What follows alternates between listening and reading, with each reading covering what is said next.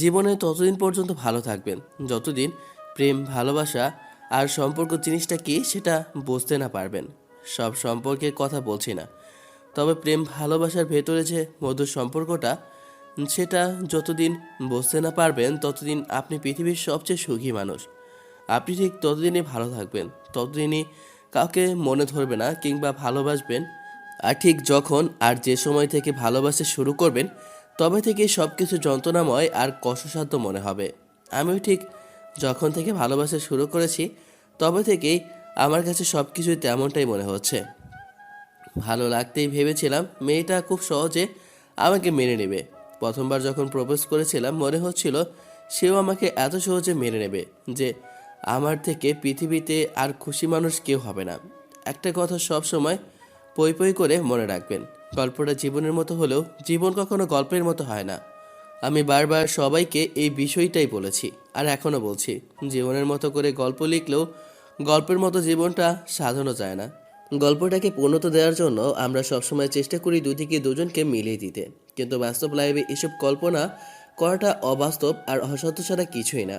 ভালোবাসার পূর্ণতা বলতে গেলে খুব কম অংশই হয়, আর যারা ভালোবেসেছে অধিকাংশ পেয়ে হারিয়েছে, আর নয়তো মাঝপথেই ছেড়ে দিয়েছে। একটা মানুষ আপনাকে তখনই ছেড়ে যাবে যখন তার দ্বিতীয় অপশন কিংবা আপনার থেকে ভালো কাউকে পাবে। আমার সাথে ঠিক তেমনটা না হলেও আমার ভালোবাসাটা ছিল একতরফাভাবে। পুলিশের মেয়েকে ভালোবেসেছিলাম, আর ভালোবাসার অপরাধে মেয়েটার সাথে যতবার আমার দেখা হয়েছে আর অনুভূতিগুলো প্রকাশ করেছি, ততবার আমাকে অপমান আর অপদস্থ করেছে, মানসিকভাবে এমন করে টর্চার করেছে যার জন্য জীবনটা একদম বিষিয়ে গেছে। অবশ্যই এতে আমি আর তার কোনো দোষ দিতে পারি না। তারপরও কোনো পরিত্রাপ ছিল না যদি না সে আমার হতো, কিন্তু সে আমার হয়নি। উল্টো সব জায়গায় আমাকে হাজার কথা বলে হাজারভাবে অপমান করে বুঝিয়ে দিয়েছে আমি একটা রাস্তার একটা বকাটা ছেলে, আর পৃথিবীর সবচেয়ে ফালতু আমিতেই তেমনটা নয়। বাবা মা নেই সেটা ঠিক, কিন্তু তাই বলে যে বকাটে আর 10টা ছেলের মতো রাস্তায় দাঁড়িয়ে মেয়েদের টিচ করব, তাদের বাজে কথা বলবো, এরকম ছেলে আমি নই। কাউকে বিপদে দেখলে এগিয়ে যেতাম, সেদিনও গিয়েছিলাম, আর গিয়েই আমার জীবনের সবচেয়ে বড় ভুলটা যেন করলাম। সেদিনই আমার সামিয়ার সাথে দেখা, ওই যে ভালোবাসার বর্ণনা দিলাম, ওই ভালোবাসাটার সংজ্ঞার মতো আপনারাও ওই দিনই বুঝতে পারবেন যেদিন ভালোবাসবেন। তার আগে ভালোবাসা আপনার কাছে অবান্তর অবান্তর আর অদ্ভুত জিনিসটা ছাড়া আর কিছুই লাগবে না। ভালোবাসলে কিংবা প্রেমে পড়লে মানুষ কবি হয়ে যায়, আর সব কিছুতেই কেমন যেন ছন্দ খুঁজে পায়। তারপর যখন ছন্দনাময় আর কঠিন অনুভূতি বুঝিয়ে দিবে ভালোবাসাটা, আর যাই হোক এত সহজ বিষয় না। দু দিকের মানুষের ভালোবাসা থাকার পরেও হাজারজন তার ভালোবাসার মানুষটাকে হারিয়েছে, আর এটাই হয়তো পৃথিবীর নিয়ম। ওপরওয়ালা আমাদের তাদের থেকে দূরে সরিয়ে দেয় যারা আমাদের সম্পর্ককে আমাদের অগোচরে এবং এমন কিছু বলেছিল যেটা শুধু উপনারা নিজে শুনেছিল, কিন্তু সেটা আমরা শুনিনি। উনি আমাদের ভালোর কথা ভেবেই হয়তো আমাদের থেকে দূরে সরিয়ে দেন, কিন্তু আমরা সেটা বুঝতে পারি না। আমরা ভাবি যাকে চাই তাকে পেতেই হবে, কিন্তু দিন শেষে হাল ছেড়ে দিতে হয়। দিনের পর দিন মানসিক টর্চার, অপমান আর অবহেলা সহ্য করতে করতে শেষে এসে আমিও হাল ছেড়ে দেব, সেটা আজকের আগে আমিও জানতাম না। কারণ গত 7 দিন যাবৎ সামিয়াকে নিজের ভালোবাসার কথাগুলো বলে যাচ্ছি, আর কবে থেকে জানতে পেরেছি মেয়েটা আমাদেরই কলেজে এক ব্যাচের সিনিয়র, তার উপর তিনি আবার পুলিশের মেয়ে। আমার জীবনে বাদ জিনিসটা আমি খুব সহজ হয়ে খুঁজে নিয়েছিলাম। এবার একবার মনে হতো হয়তো মেয়েটাকে পেয়ে যেতে পারি। মেয়েটার পেছনে পড়ে থাকলে আবার যখন অপমান করতো তখন নিজেকে মনে হতো স্যাঁচরা, আবার যখন অপমান করতো তখন খারাপ লাগতো। ভালোবাসতাম তো, তাই দূরে গিয়েও থাকতে পারতাম না। সামিয়াকে ভালোবাসার পর থেকেই এমন করে জীবনটা এলোমেলো অগোছালো হয়ে গেছে, তাই হয়তো ওর থেকে দূরে গিয়ে থাকা কেমন যেন অসম্ভব আর অবাস্তব হয়ে গিয়েছিল। কারণ গত 7 দিন যাবৎ ওকে প্রত্যেকটা দিনই প্রপোজ করেছি, আর প্রত্যেকটা দিন সামিয়া আমাকে ফিরিয়ে দিয়েছে। তারপর থেকে মনে হচ্ছে যে আমার সময়টা বোধ হয় শেষ হয়ে আসে। ওর সাথে এরকম বোঝাপড়া করার কিংবা জোর করে ভালোবাসা আদায় করে নেওয়ার চেষ্টা করার। বন্ধুরা বারবার বলেছিল দূরে সরে যেতে, দূরে গেলে হয়তো সামিয়া ভাববে ওর সাথে টাইম পাস করার জন্য কাছে এসেছিলাম, তাই দূরে সরতে পারিনি। মেয়েটাকে যতবার বোঝানোর চেষ্টা করেছি ততবার বাবার ভয় দেখিয়েছে। ওই যে পুলিশ কিনা, আর আইনি লোকগুলো আইনের অপব্যবহার বেশি করে। নিজেদের ব্যক্তিগত ঝামেলাটাকে পারিবারিকভাবে না নিয়ে সেটাকে পার্সোনাল লাইফের সাথে জড়িয়ে ফেললেন। মেয়েকে ভালোবাসার অপরাধে ভদ্রলোক একদিন আমাকে ডেকে নিয়ে জেলে পড়ে, ইচ্ছা মতো পেটালো। হসপিটালেও বেডে শুয়ে থাকতে হলো 7 দিন। তারপর আবার ফিরে এসে সেই একই কাজ। রাগের বসে ওর পেছনে আরও সময় দিতে লাগলাম। ওকে সেদিন বলেছিলাম, যতদিন না আমাকে মেনে নেবে, যতদিন না আমাকে ভালোবাসবে, ততদিন পর্যন্ত তোমার পেছনেই পড়ে থাকবো। তো কি ভেবেছে বাবার হাতে মার খাইয়ে আমাকে দূরে সরিয়ে দিতে পারবে? সামিয়া যতগুলো ছেলেকে মার খাইয়েছে তারা পরদিনই আর আসেনি, মেয়েটার পিছু করেনি। সামিয়ার আব্বুর হাতে মার খেয়ে 7 দিন পর হসপিটাল থেকে এসে আগে সামিয়ার সাথে দেখা করলাম। ওকে বলেছিলাম, তোমার যদি মনে হয় আমাকে মার খাওয়ালে আমি তোর থেকে সরে যাব, তাহলে সেটা তোমার ভুল ধারণা। তুমি চাইলে এক্ষুনি বলতে পারো।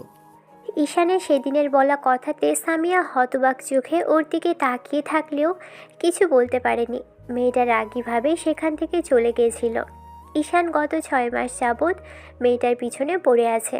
তারপরও যেন সামিয়ার মনে একটু দয়া মায়া হলো না। তাই ঠিক করেছে ধৈর্যের সীমা যখন একদম শেষ সীমানায় এসে পৌঁছাবে, তার আগে একটা শেষ সুযোগ নেবে। তাই গত 6 দিন যাবৎ চেষ্টা করছিল মেয়েটাকে বোঝানোর। আজ 7ম দিন।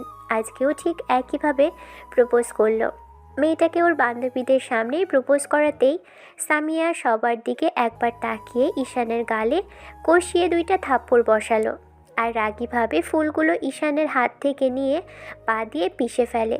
তারপর শার্টের কলারটা চেপে ধরে বলতে লাগলো, নির্লজ্জ বেহায়া দেখেছি, কিন্তু তোর মতো এর আগে যতগুলো ছেলে আমার পিছে পড়েছিল সবাই আমাকে এতগুলো দিন ধরে ফলো করলেও যখন বাবার ভয় দেখিয়েছি তখনই সরে গেছে। আর তুই তো মার খেয়ে নির্লজ্জের মতো এখনো পড়ে আছিস। তোর লজ্জা শরম কি করলে হবে বলতো? আমি তো সেটাই বুঝতে পারছি না। এত এত অপমান করি, তারপরেও তুই আমার থেকে দূরে সরে যাস না কেন? দূরে সরে গেলে আমি ভালো থাকতে পারবো, বুঝতে পারছিস না তুই? তুই আমার কাছে অসহ্য বিরক্তকর ফিল করি আমি তোকে। তুই বুঝতে পারিস না কেন? আর কি করলে বুঝবি? ব্যাস, এই কথাগুলোই যেন যথেষ্ট ছিল ঈশানের রাগ করার জন্য। ঈশান মেয়েটাকে কিছুই বলল না। শার্টের কলারটা ছাড়িয়ে নিয়ে বলতে লাগলো, ঠিক আছে, দূরে সরে যাব। আজকের আজকের পর থেকে যতবার দেখা হবে ওইটা নিয়ে ভেবো না যে তোমার সামনে আমি ইচ্ছে করে আসি। আমি চাইবো তোমার সাথে যেন আমার আর কখনো দেখাই না হয়। তবে যাই করো, কাউকে ভালোবেসো না কখনো। আমাকে দেওয়া এই কষ্টটা তখন ফেরত পাবে। ওপরওয়ালা বলে কেউ একজন আসে, জানো তো। আমি তোমাকে অভিশাপ দিচ্ছি না, এইটুকু বলবো, আমার সাথে যে ভালোবাসাটা হলো তোমার সাথে ঠিক একই ভালোবাসা যেন হয়। তাহলে তুমি বুঝতে পারবে একজনকে বারবার তাকে ফিরিয়ে দিলে কতটা খারাপ লাগে। এই 6টা মাসে তুমি আমার আব্বু আম্মুকে নিয়েও কথা বলতে 2বার ভাবনি, তারপরও আমি কিছু মনে করিনি। নির্লজ্জের মতো কি না, ওই যে বললে, তাই বারবার কাছে এসেছি। কিন্তু আজকে আমার ধৈর্যের সীমানা শেষ হয়ে গেছে। সহ্যের সীমানা তুমি অতিক্রম করে ফেলেছ। আর পুলিশের মেয়ে ভেবে অহংকারটা ভুলে যেও না, নাহলে বাবার আইনি ক্ষমতার অপব্যবহার করতে পারবে। ঈশান কথাগুলো বলে ওখান থেকে চলে গেল। আর সামিয়া সেখানেই দাঁড়িয়ে রইল। এবার সামিয়ার বান্ধবীগুলো উঠে আসলো। ওরা কেমন করে যেন ছেলেটার দিকে তাকিয়েছিল। বান্ধবীরা সামিয়াকে একটু ভেবে দেখতে বলেছিল, কিন্তু সামিয়া কেন জানি ঈশানের সম্পর্কে ভাবা তো দূরে থাক, ওকে দেখলেই রেগে যেত। আর যবে থেকে জানতে পেরেছে ঈশান ওকে ভালোবাসে, তবে থেকে যেন ঈশানের 2 চোখের বিষ হয়ে গেছে। আসলে সত্যিকারের ভালোবাসাগুলো এমনই। সত্যিকারে কাউকে ভালোবাসলে তাকে সবসময় 2 চোখের বিষ মনে হয়। একতরফাভাবে ভালোবাসলে কষ্টটা ঠিক কতখানি যে ভালোবাসে সেই জানে। আবার দূর থেকে একতরফাভাবে ভালোবাসার কষ্টটা থাকলেও ও কাউকে জানতে না দেওয়ার মধ্যেও আলাদা একটা ব্যাপার আছে। আপনি একা ভালোবাসবেন অবশ্য, ভালোবাসলেও পাওয়ার না পাওয়ার মাঝে লাভ ক্ষতির আশাটা করবেন না, সেটাই অনেক। অপর পারের মানুষটা যখন বুঝতে পারবে কিংবা জানতে পারবে আপনি তাকে ভালোবাসেন, তবে থেকেই আপনার প্রতি তার অবহেলা আর অপমানটা বেড়ে যাবে। আপনাকে তুচ্ছ মনে হবে। সবচেয়ে সস্তা বস্তু আপনি পৃথিবীতে তার কাছে হবেন। কথাগুলো ভাবতে ভাবতেই ঈশান রাস্তা দিয়ে হাঁটছিল। অন্যদিকে সামিয়া সেখানেই দাঁড়িয়ে রইল। এর মাঝে ওর বান্ধবী নীলা এসে ওর কাঁধের উপর হাত রাখলো। সামিয়া বান্ধবীর দিকে ফিরতেই ওরা খেয়াল করলো সামিয়ার চোখে অসহায়ত্ব। এবার নীলা বলতে লাগলো, এতই যখন ভালোবাসিস তাহলে ফিরিয়ে কেন দিলি? ছেলেটা কয়েকটা মাসেরই তো তোর থেকে জুনিয়র। তাহলে সমস্যা? বিষয়টা নিয়ে কেন দূরে সরিয়ে দিলি? ভালোবাসা যদি সত্যি হয় সিনিয়র আপুও রাজি হয়, এই কথাটা খাঁটি। কিন্তু গত 6 মাস যাবৎ তোকে ভালোবাসার কথা বলে এসেও শেষে রাজি করাতে পারলো না। মনে হয় না ছেলেটা তোর কাছে আর আসবেই, কারণ সত্যি তুই সহ্যের সীমানা অতিক্রম করিয়ে ফেলেছিস। না হলে ছেলেটা এমন করে চলে যেতে পারতো না। আজ অবধি যতবার ওকে অপমান করেছিস ততবার কিন্তু ও তোর থেকে একটা বারের জন্য দূরে সরে যায়নি। আমি কি করব বল? ওকে আমার ভালো লাগে না, সহ্য হয় না। কেমন নির্লজ্জ আর বেহায়ার মতো আমার কাছে এসে পড়ে থাকে। আমি ওকে বারণ করার পরেও শোনে না। আমি কি করে ওকে বোঝাবো এগুলো আমার পছন্দ না? প্রেম ভালোবাসার জন্য আমি আমার বোনকে হারিয়েছি, তাই নিজেকে হারাতে চাই না। আব্বুও কখনো এসব মানবে না, তাই তো। ভালোবাসা তো আর বলে কয়ে হয় না। তোর চোখেই বলে দিচ্ছে তুই ওকে কতটা ভালোবাসিস, কিন্তু মুখে সেটা স্বীকার করছিস না। মনোযোগ দিয়ে ভাবলে তুই বুঝতে পারবি ওকে ভালোবাসিস। ওকে দূরে সরিয়ে দিয়ে ওকেও ভালো রাখতে পারবি না, আর নিজেও ভালো থাকতে পারবি না। আজ বাদে কাল যখন ও সত্যি সরে যাবে কিংবা হারিয়ে যাবে, তখন ঠিকই বুঝতে পারবি ভালোবাসতি। মানুষ এরকমই, নিজের কাছের মানুষটা কাছে থাকতে তার মূল্য দিতে জানে না। অবশ্য দূরে চলে গেলে আমাদের মনে পড়ে কি হারালাম। বারবার ভালোবাসার কথা কেন বলছিস? তোরা জানিস না আমি কাউকে ভালোবাসি না, আর বাঁচতেও পারবো না। তারপরেও কেন এসব কথা বলিস? আমার আমার ভালো লাগে না। তোরা আর কখনো এসব বলবি না। ঠিক আছে, বলবো না, কিন্তু আজ বাদে কাল তুইও এসে আমাদের জিজ্ঞেস করতে পারবি না এরকম কেন হচ্ছে, ওকে নিয়ে ভাবছিস কেন, কিংবা ও কোথায় আছে, কি করছে। আজকে থেকে এই ম্যাটারটা নিয়ে আর কোনো কথা হবে না। কালকে থেকে সম্পূর্ণভাবে ওর কথা ভুলে যাওয়ার চেষ্টা করবি, আর মনেও রাখবি না যে ওর মতো একটা ছেলেকে তোকে ভালোবেসেছিল। আমি চাই ওকে ভুলে যেতে। ও কে এমন যে ওকে আমার মনে রাখতে হবে? আমি ওকে সত্যিই ভুলে যাব, দেখিস, কখনো মনে রাখবো না। ওকে চেষ্টা করে দেখতে পারিস, খুব বেশি লাভ করতে পারবি না। আর ওকে করা অবহেলাটা যেন তোর লাইফে ফিরে আসে না, সেই দোয়াটাই করি। কারণ একজনকে দেওয়া কষ্টটা সেটা আরেকজনের থেকেও হলেও তুই পাবি। এটা উপরওয়ালার নিয়ম। প্রকৃতি কাউকে ছাড় দেয় না। উপরওয়ালা সবটা হিসাব রাখেন। মানুষকে সবটা কড়ায় গন্ডায় বুঝিয়ে না দেওয়া পর্যন্ত তিনি সবটাই মনে রেখে দেন। তোর বিষয়টাও মনে রাখবে, আর তোকেও ঠিক সবটাই বুঝিয়ে দেবে। সামিয়া সেখানে থাকলো না, কলেজ থেকে বেরিয়ে গেল। এমন করে কয়েকটা দিন কাটলো। এর মাঝে ঈশান আর কলেজে আসেনি। সামিয়ার অমন করে বলার পর থেকে কেমন যেন এক ঘোরে চলে গেছে। কারোর সামনে যেতে ইচ্ছে করে না। গত 2 বছর আগে যখন আব্বু আম্মুর অ্যাক্সিডেন্ট হলো তখন কেমন একা হয়ে গিয়েছিল। আত্মীয় স্বজন অনেকেই বলেছে তাদের বাসায় গিয়ে থাকতে, কিন্তু আর কারো মায়ে জড়াতে চায় না ঈশান। আম্মু আব্বু চলে যাওয়াতে 6 মাস তো ডিপ্রেশনেই ছিল। তারপর একটা বছর যেতে না যেতেই কাউকে ভালোবাসলো। সামিয়া ঈশানের লাইফে আসলো। সেদিন অবধি সব কিছু ঠিক ছিল, যতদিন অবধি সামিয়া জানতো না যে ঈশান ওকে পছন্দ করে। জানার পর থেকেই যেন সবটা এলোমেলো হয়ে গেল। ছেলেটাও কেমন ওর পিছনে পড়েছিল, আর নির্লজ্জের মতো বারবার ওর কাছে ছুটে গিয়েছিল। তাই বলে এরকম অপমান অপদস্থ হতে হলো।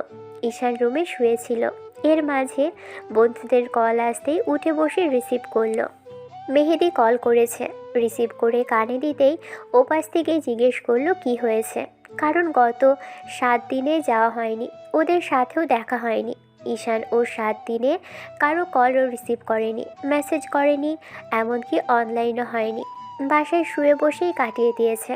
মেয়েটার সামনে আর যেতে চায় না, নিজের উপরই রাগ হয়েছে। বারবার নির্লজ্জের মতো তার সামনে কেন গেল? মেয়েটার সামনে নিজেকে খোলা বইয়ের মতো তুলে ধরেছিল, তাই এমন করে কষ্ট পেতে হলো।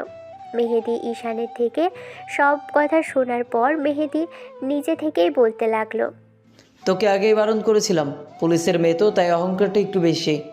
বাবাকে ডেকে নিয়ে তোকে মার খাওয়ালো, শেষ পর্যন্ত এমন করে সবার সামনে বারবার অপমান করলো।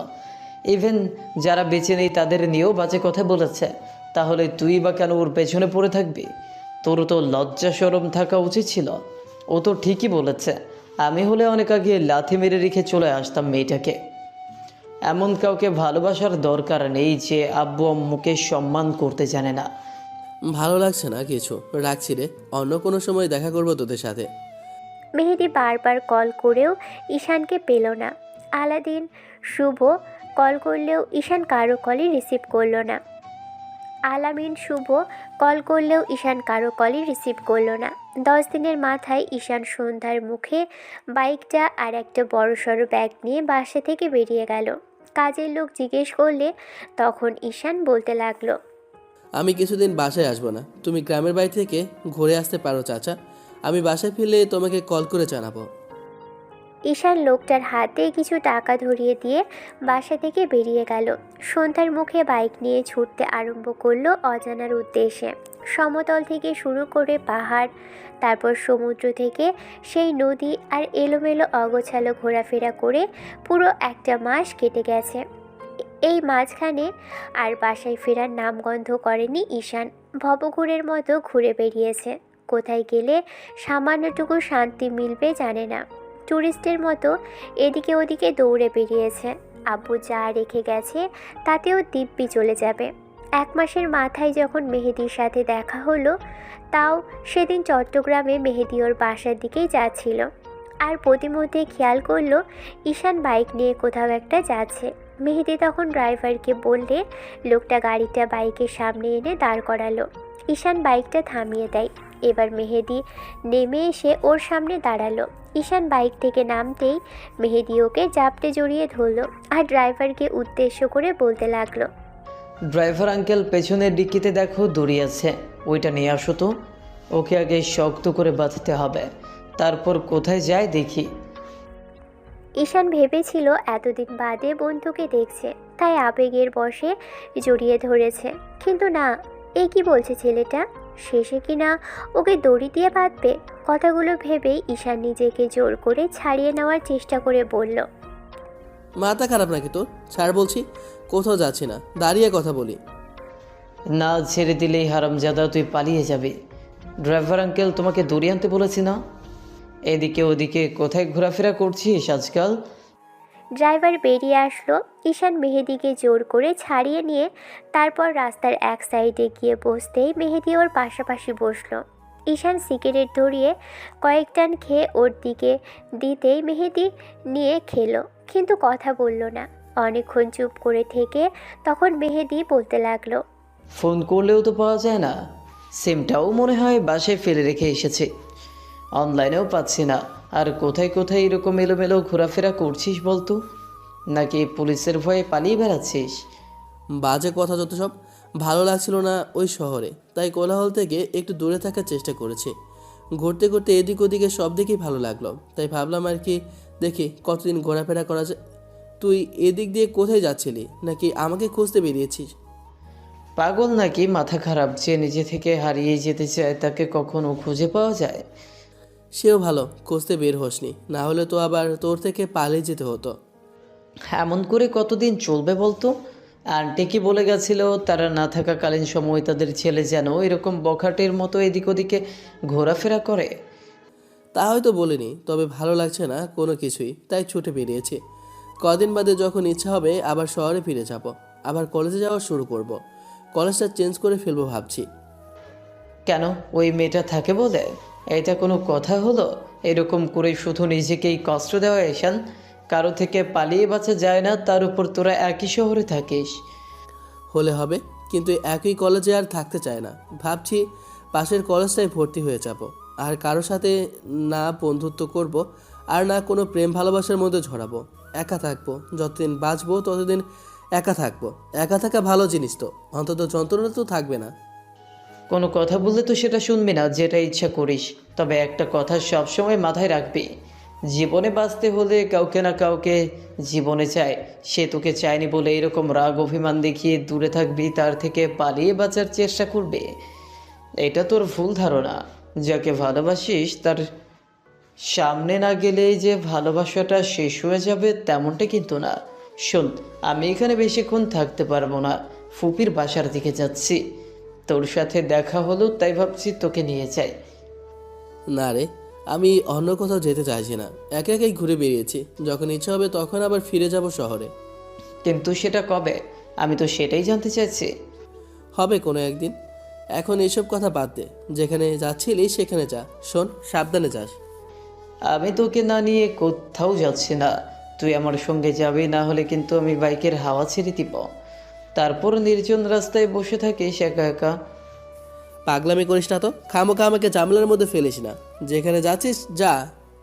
মেহেদি জোর জবরদস্তি করেই ঈশানকে সঙ্গে নিয়ে তবেই ছাড়ল। দুজন মেহেদির ফুপির বাসাতে চলে গেল। আরও 1 ঘন্টার রাস্তা অতিক্রম করে ওরা তবেই ওই বাসায় পৌঁছলো। তারপর ফুপির সাথে কুশলাদি বিনিময় করলো মেহেদি। ভদ্রমহিলা ঈশানকে দেখে খানিকটা অবাক হলো। মেহেদি আসলো গাড়িতে, আবার ছেলেটা কিনা বাইক নিয়ে আসলো। এবার ঈশান নিজের পরিচয় দিল আর মেহেদি পরিচয় করিয়ে দিল। ওরা বাসার ভিতরে আসতেই খেয়াল করলো দুটো মেয়ে দৌড়ে আসলো। মেহেদির দিকে পিচি টাইপের একটা মেয়ে, এই 16-17 বছর বয়স হবে। মেয়েটা ছুটে এসে ওকে জাপটে জড়িয়ে ধরে বলতে লাগলো, ভাইয়া তুমি এসেছো? জানো আপু তোমার কথা কতবার বলেছিল, তোমার কথা বলে বলে তো আমার মাথা খারাপ করে দিয়েছিল। আপু না তোমাকে কি যেন বলতে চায়, আর তুমি আপুর সাথে নাকি কথা বলো না কতদিন হলো। পিচি ফুপাতো বোনের এরকম কথা শুনে এবার মেহেদি পাশে থাকা ছেলেটার দিকে তাকাতেই মেয়েটা একটু লজ্জা পেল। ঈশান বুঝতে পারল যে মেয়েটা হয়তো মেহেদিকে পছন্দ করে। মেহেদি একটু মুচকি হাসলো। ওর মাথায় হাত বুলিয়ে দিতেই মেয়েটাকে ছেড়ে দিল। এবার পকেট থেকে কয়েকটা চকলেট বের করে মেয়েটার সামনে দিলে ও কয়েকটা নিয়ে বাকিগুলো ওর আপুর দিকে দিতেই মেয়েটা চকলেটগুলো না নিয়েই সেখান থেকে চলে গেল। মেহেদি একটু অবাক হলো, ওর ফুপিকে জিজ্ঞেস করলো, তোমার মেয়ে কি আমার উপর আবার রাগ করলো নাকি ফুপি? করবে না ওর সাথে নাকি কথা বলিস না? বিয়ে ঠিক হচ্ছে তোদের, আর একটাবার কল দিয়ে জানার ইচ্ছে হলো না? কিংবা ওকে জিজ্ঞেস করলি না ও তোর সাথে থাকতে পারবে কি না?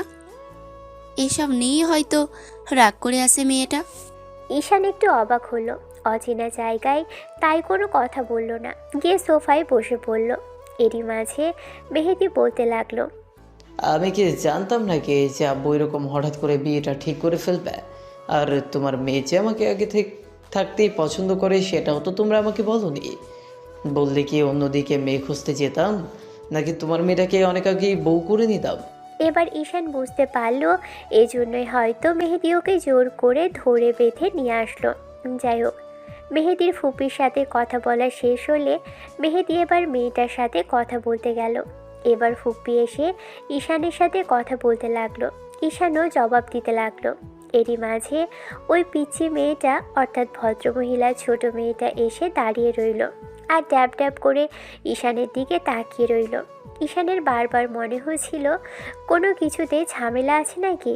তাহলে মেয়েটা এরকম ওর দিকে তাকিয়ে আছে, আবার কেমন মুচকি মুচকি হাসছে। ঈশান বুঝতে পারল না বিষয়টা কি হয়েছে। রাতে যখন খাওয়া দাওয়া করে মেহেদির পাশে শুয়ে আছে, তখন মেহেদি কিছু বলছে না দেখে ঈশান বলল, একটা কথা বলবো? বল, কি বলবি? না মানে বলছিলাম কি যে তোর ওই ফুপাদো বোন পিচ্চিটা আছে না, ও যেন একটু কেমন রে। তুই কার কথা বলছিস? জুয়ের কথা তো? হ্যাঁ ওই আর কি, কেমন যেন তাকাচ্ছিল, ড্যাব ড্যাব করে তাকিয়ে থাকে, আবার মুচকি মুচকি হাসে। সন্ধ্যায় যখন পরে যেতে নিয়েছিল তারপর থেকেই এমন করছে। এ বাবা, এত দূর! তুই আবার ওকে কিস টিস করে বসিস নি তো? মেয়েটার যে পরিমাণ রাগি আর জেদি, তোকে দেখা গেল পছন্দ হয়েছে, তারপর তোকে ছাড়া অন্য কাউকে বিয়েটাই করলো না। কী সব আজে বাজে কথা বলিস? বিয়ে করবে না মানে? যত সব ফালতু কথা। যেটা সত্যি সেটাই বললাম। ও কিন্তু একটু ওরকমই, ওর যেটা চাই তো চাই। দেখলি না আমাকে দৌড়ে এসে কেমন জড়িয়ে ধরলো। তার উপর যদি তুই এখানে থাকতে থাকতে ফুপ্পি ফুপ্পাকে বলে ফেলে তোকে পছন্দ হয়েছে, আর জেনে এর পরে ওর বিয়েটা দিতে হবে, তখন কি হবে ভেবেছিস? কচু হবে, চুপচাপ ঘুমাতো, যত সব ফালতু কথা। ঈশানের কথাতে মেহেদি মুচকি হেসে ঘুমিয়ে পড়ল। পরদিন সকালে ঈশানের ঘুম ভাঙলো বেশ বেলা করে। মেহেদি রুমে নেই। ঈশান চোখ খুলে দেখে কেউ একজন এসে ওর পাশে বসে আছে। ঈশানের যখন ঘুম ভাঙলো মাথার পাশে তাকাতেই কাউকে দেখে চমকে গেল। ঈশান তাড়াহুড়ো করে উঠে বসে। খেয়াল করলো কালকের ওই পিচ্চি মেয়েটা বসে আছে। এবার ঈশান মেয়েটাকে দেখে কিছু একটা ভাবতে লাগলো। তখন পিচ্চি মেয়েটা বলতে লাগলো, আপনি না একটু দুষ্টু, কেমন করে যেন তাকান আমার দিকে। ওরকম করে তাকালে আমার কেমন কেমন লাগে। আমি আবার কেমন করে তাকালাম? আপনি তো আমাকে দেখে কেমন যেন মুচকি মুচকি হাসেন, আর কালকে আমাকে ধাক্কা মেরে তো নিজেই পড়ে যাচ্ছিলেন। একদম মিথ্যে কথা বলবেন না, আপনি একটা মিথ্যুক। আমাকে ধাক্কা মেরে ফেলে দিয়ে আবার আমারই কোমর জড়িয়ে ধরেছিলেন। জানেন আমার কতটা সুশ্রী লাগছিল। আমার কোমরে কেউ হাত দিলে আমি থাকতে পারি না। এর মাঝে মেহেদি দরজায় এসে দাঁড়ালো। ওরা কেউই খেয়াল করেনি মেয়েটার এরকম কথাতে। ঈশান চোখ বড় বড় করে তাকাতেই ও লজ্জায় মুখটা ঢেকে ফেললো দুহাত দিয়ে। ঈশান কি বলবে ভেবে পাচ্ছে না। এবার উঠে চলে যেতে নিলেই তখন মেয়েটা রাগী কণ্ঠে বলতে লাগলো, বজ্জাত ছেলে একটা, আমার সাথে কথা না বললেই চলে যাচ্ছে। এর মাঝে মেহেদি এসে ওর পাশে বসতেই জুই কিছুটা চমকে গেল। মেয়েটা চলে যেতে নিলেই তখন মেহেদি ওকে জোর করে পাশে বসিয়ে দিল আর বলতে লাগলো, চলে যাওয়ার চেষ্টা করে লাভ হবে না। আমার বন্ধুকে তোর যে পছন্দ হয়েছে সেটা আমি খুব ভালো করেই বুঝতে পারছি। জুই, তুই ওর থেকে অনেক জুনিয়র আর ও একটা সিনিয়র মেয়েকে পছন্দ করতো। তার উপর তুই যদি ওকে এইসব বলিস তাহলে ছেলেটা এখান থেকে পালিয়ে যাবে। গত 1 মাস যাবৎ ছেলেটা শহরের বাইরে এদিক ওদিকে ঘুরে বেরিয়েছে। আমি ওকে আজকে রাস্তা থেকেই আজ জোর করে ধরে এখানে নিয়ে আসছি। হাপু, তুই এরকম কিছু বলিস না যেটাতে ছেলেটা আবার কষ্ট পায়। আর তুই যেটা ভাবছিস এমন কিছুই হবে না। ফুপা ওকে মানবে না। ও একটা ইতিম ছেলে, আর ঈশানও তোকে ভালোবাসবে না। তোর বয়সটা কম, তাই তোর কাছে এখন এসব কিছুই স্বাভাবিক মনে হবে, কিন্তু এটা কোনো সাধারণ বিষয় না। তোর এই আবেগের বয়সটাতে অনেক কিছুই চোখে রঙিন মনে হবে, কিন্তু দিন শেষে সব কিছুই ধোঁয়াশা। এখন মনোযোগ দিয়ে পড়ালেখা কর। যত দূরে গিয়েছিস তত দূরে থাক। ছেলেটা দেখতে হ্যান্ডসাম হলেও মনের দিক থেকে অনেকটাই দুর্বল। নিজেকে গুছিয়ে নেওয়ার চেষ্টা করছে। যদি তোর কপালেও থাকে ঠিকই দেখবি ও তোর কাছে ফিরে আসবে। তাই এখন এগুলো ভাবিস না। সামনে তোর অনেকটা লাইফ পড়ে আছে। কলেজে যখন যাবি তখন দেখবি অনেকগুলো ছেলে তোর পেছনে পড়ে থাকবে। কারণ তুই যে আমার মিষ্টি একটা বোন, এরকম একটা মেয়েকে কেউ রিজেক্ট করতে পারে না। মেয়েটা এবার মন খারাপ করে বলে ফেললো, তাহলে তোমার বন্ধু কেন আমাকে রিজেক্ট করবে? কারণটা তো বললাম, তারপরেও জেদ ধরে বসে থাকবে? শোন, এখন মনোযোগ দিয়ে পড়ালেখা কর। আর আমরা যতদিন আছি ততদিন ঈশানকে এমন কিছু বলিস না, তাহলে কারো মন খারাপ করবে। আর ওকে এসব পুরনো বিষয় কিছু জিজ্ঞেস করার দরকার নেই। আর শোন, ছেলেটার সাথে কোনো বিষয় নিয়ে রাগারাগি করবে না। ওর থেকে যত দূরে থাকবি দেখবি ভালো হবে, না হলে ওর জন্য শুধু কষ্টই পাবে। কয় মাস যাবৎ ছেলেটা একটু হেসে কথা বলেনি। কালকে এই বাসায় আসার পর ফুপার সাথে বেশি হাসাহাসি করে কথা বলেছে। যে কটা দিন এখানে আছে না হয় থাকতে দে, মন খারাপ করে দিস না এসব বলে। ঈশান ওয়াশরুম থেকে ফ্রেশ হয়ে এসে দেখলো জুই মেহেদির সাথে গল্প করছে। ওরা সকালের খাবার খেয়ে 4 জনে হাঁটতে বেরোলো। মেহেদি আর জিনিয়া হঠাৎ, যার সাথে ওর বিয়ের কথা চলছে, ওর বড় ফুফাতো বোন জিনিয়া মেহেদির হাত ধরে হাঁটছে। অন্যদিকে ঈশান আর জুই পিছন পিছন আসছে। দুজনেই পাশাপাশি হাঁটছে। মেয়েটা বারবার আর চোখে ঈশানের দিকে তাকাচ্ছে। ঈশান বুঝতে পেরে ওর থেকে কিছুটা দূরে গেলে জুই বলতে লাগলো, হবিস একটা, আমি কি আপনাকে বলেছি যে আমি এরকম কিছু ভাবছি কিংবা কখনো এরকম কিছু হয়েছে? ঈশান আর চোখে তাকালেও এবারও মেয়েটার দিকে ফিরল না। ছেলেটা সিগারেট ধরালো, যেটা দেখে জুই মুখটা বাঁকিয়ে নিয়ে অন্যদিকে ফিরল। ওরা একটা ব্রিজে এসে বসে পড়ল। তারপর খেয়াল করলো গ্রামের মাঠঘাট আর ব্রিজের নিচ দিয়ে বয়ে চলা নদী, সব মিলিয়ে পরিবেশটা বেশ সুন্দর। সবেমাত্র সকাল 11টা বাজে, আর এর মাঝখানেই ওদের খাওয়া দাওয়া হয়ে গেছে আর হাঁটতেও বেরিয়ে গেছে 4 জন। মিনিট 20 মধ্যে ওরা হেঁটে ব্রিজের কাছে চলে এসেছে। চারপাশের প্রকৃতির বেশ ভালোই লাগছে। এবার মেহেদি আর জিনিয়া একসাথে বসলো। ঈশানও অনেকটা দূরে গিয়ে বসলো আর ফোন ঘাটাঘাটি করতে লাগলো। এর মাঝখানেই জুই মেয়েটা এসে ওর থেকে হাতখানি দূরে বসলে তখন ঈশান বলতে লাগলো, কোন ক্লাসে পড়েন আপনি? ক্লাস 10। অনেক বড় হয়ে গেছেন, আপুর পর আপনাকে বিয়ে দিতে হবে। ফালতু কথা, মাত্র আপুর বিয়ের বয়স হয়েছে, আমার বয়স কেবল 16, আর এর মাঝে বিয়ে মোটেও না। তাহলে যেটা ভাবছেন ওটা মাথা থেকে বাদ দিন, ফালতু কথা না ভাবাই ভালো।